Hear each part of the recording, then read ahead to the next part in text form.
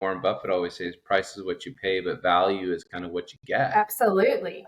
And what I really feel like is, when the kind of pandemic, post-pandemic, the value of those independent pharmacies really shine, as being a beacon of a place for people to go.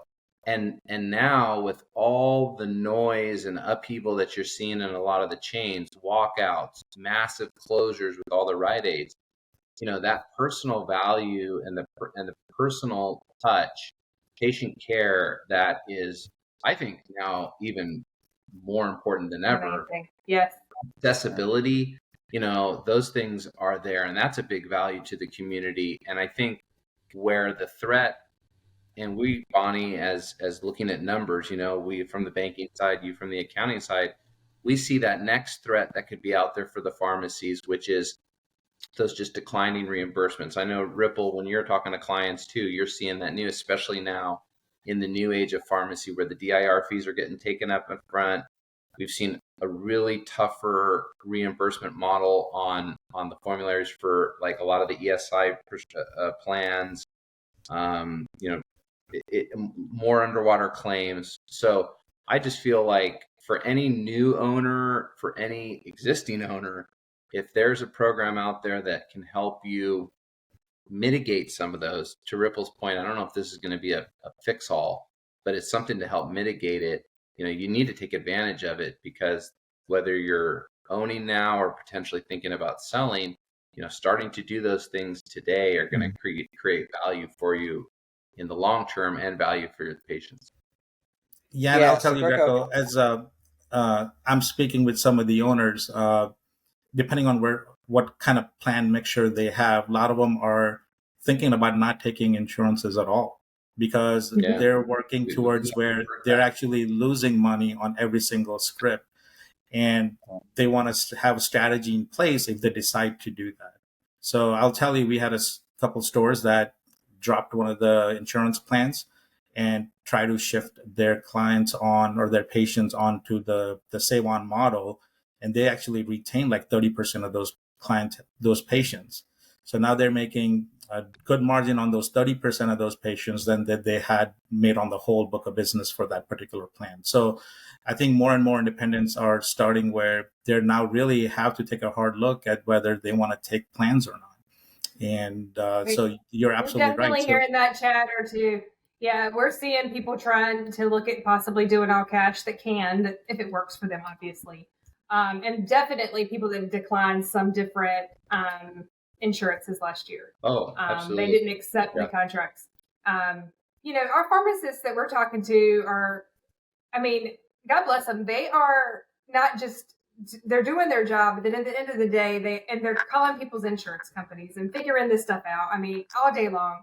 And then at the end of the day, they're having to now analyze the numbers. Not, used to they would pull things maybe at the end of the month and look at the reports, but now it's like a daily process that we're hearing from our clients. They're pulling and they have to. We actually advise them to do it, to pull, the information from that day and to look at their winners and their losers. And they have to look at it and decide, if it makes sense to, and maybe even look at it as a family unit. So you may lose with this, with one person, but maybe within that family unit, there's 10 scripts and maybe you make it with the rest.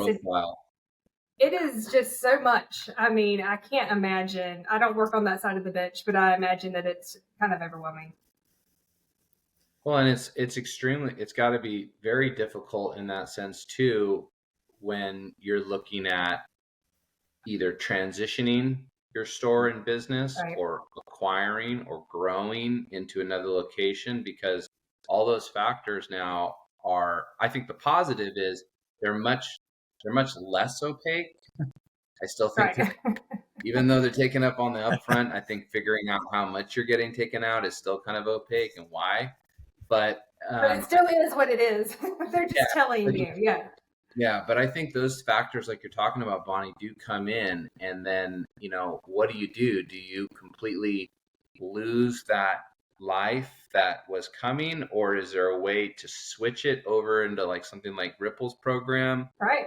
Do you do you carve out some of the drugs that are there and you send others elsewhere? I mean, we're having those kind of conversations a lot, and a lot more. And I agree with what Ripple said. I heard the same thing out there in the market with some of those tier 1, tier 2 drugs kind of changing on the Medicare side. So I think that conversation is going to continue in 2025, 2026. And Ripple, I'd love to hear your thoughts on this. And Bonnie, I don't know if you've seen this too, but we've even seen more pharmacies thinking of getting in on the Medicare agent side. I know there's a little bit of a gray area and a fine line that you have to walk in order to do that, but we've seen that. So it's an exciting time, and but also so many choices out there for the person working the bench, like you said, Bonnie, handling everything. And it's just a matter of being able to and there's not a formula you can follow. Like, you couldn't look at Ripple's store and how he did things and just mirror that, right? You know, what works for one pharmacist that he's very successful at may not work in your community. So you have to really figure out what works for your patient base, because it could be completely different from someone else.